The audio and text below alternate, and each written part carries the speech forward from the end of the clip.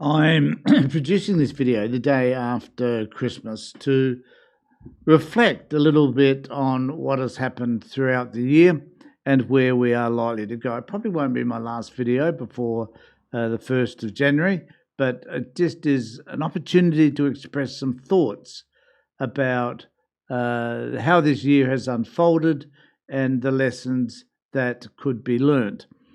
And I just want to say before I start doing this that I'm extremely grateful. I just checked to see what my subscriptions were at the beginning of the year in January, and they were about 1,000, and they're now approaching 8,000 subscribers. And I just want to thank all of you who support me in the work that I do. I never thought that as a social worker this would be important work once I retired. But I believe that at this particular moment, the work that I do by talking to you about the issues that matter to me and hopefully to some of you is important work. I had someone who is a supporter who commented the other day that they just might need to back away from things for a while because they were finding it extremely oppressive. Listening to some of the things that I say, the negativity that seems to be in some of the comments that are made, is kind of tiring, I guess. And I certainly accept that because I find some of the things we have to talk about depressing. And this has been a hell of a year, starting with the election of the Labor Party in a landslide, the resentment that has been felt towards the government throughout the year, and also the voluminous and continual attacks by the right-wing media on the government, regardless of what they may do to achieve change in our community. So it is sad to acknowledge, I guess, that there's so much negativity and fear. And then, of course, there was the Bondi massacre, which was horrendous. You can't use words to describe how most of us feel about that. And the concerning element for me, which is an indication of where things might be going in the future, is the vitriol, the hateful language used against the Albanese government and the politicisation of the horrible, horrible attack at Bondi.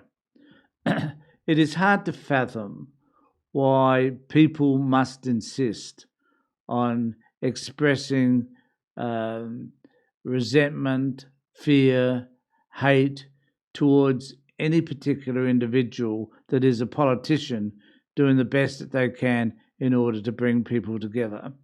Now, people can argue until they're blue in the face as to whether Albanese has been successful at this and whether the fight against anti-Semitism has been substantive and brought about any form of acceptance or reasonableness in that space.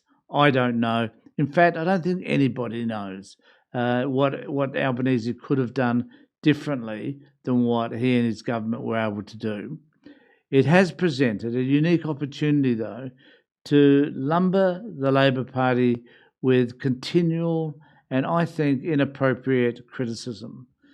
And what I think we need to admire the most is that the Labor Party has chosen not to respond to all of the negative crap that has been dished out by the Liberal Party, the Nationals, and One Nation and others.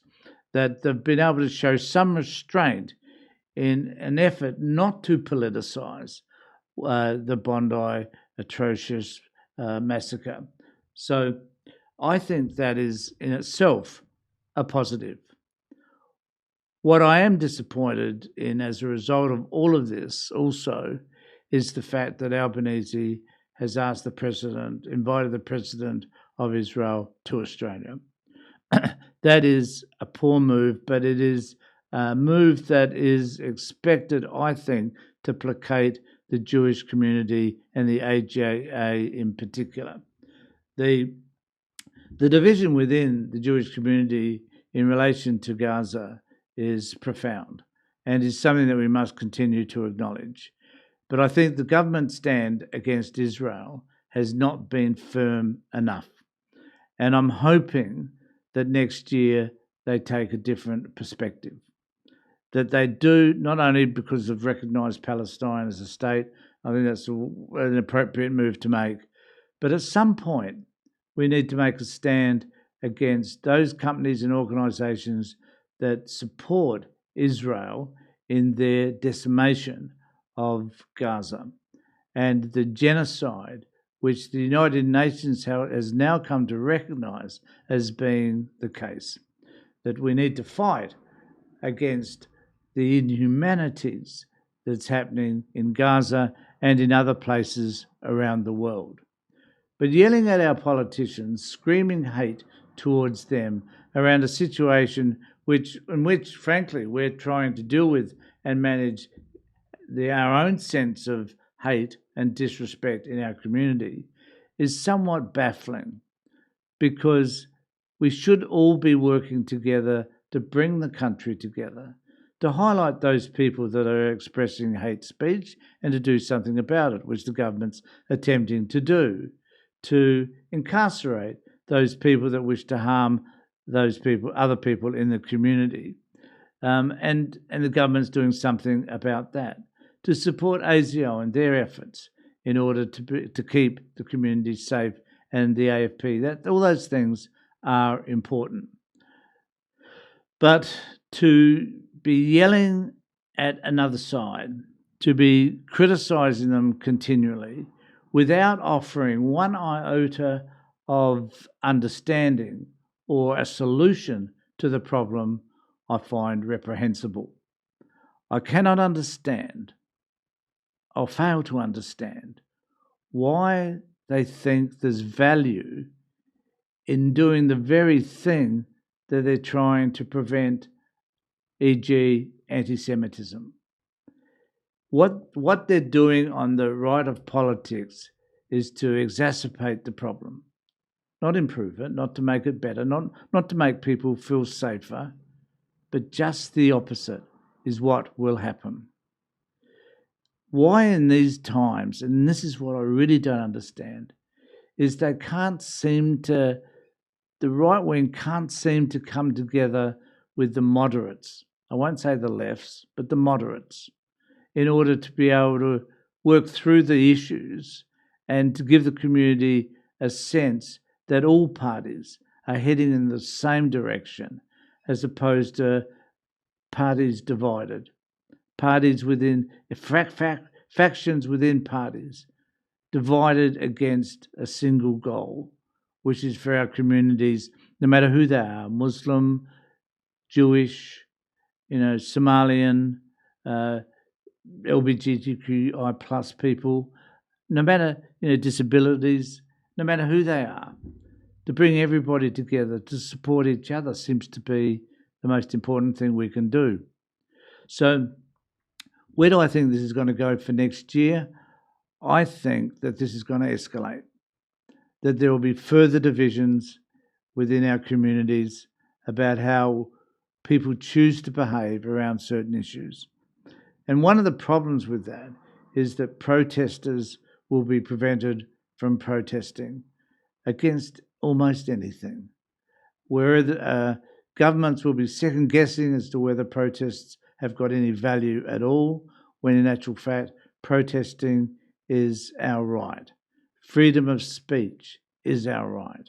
And my fear is that that will be curtailed in the year to come, that we'll find it more difficult to say what we need to say for fear that we may be prosecuted because someone may determine that whatever we're saying is anti-Semitic or hate speech. That is my fear for next year. How the government manages that and controls it is another issue. But as long as people on the right are yelling and screaming at the moderates and people towards the left, this situation will never, ever go away. Please subscribe to my channel. I hope to be able to have at least 10,000 subscribers by the end of next year. You can help me get there by subscribing to my channel. Stay tuned, but take care.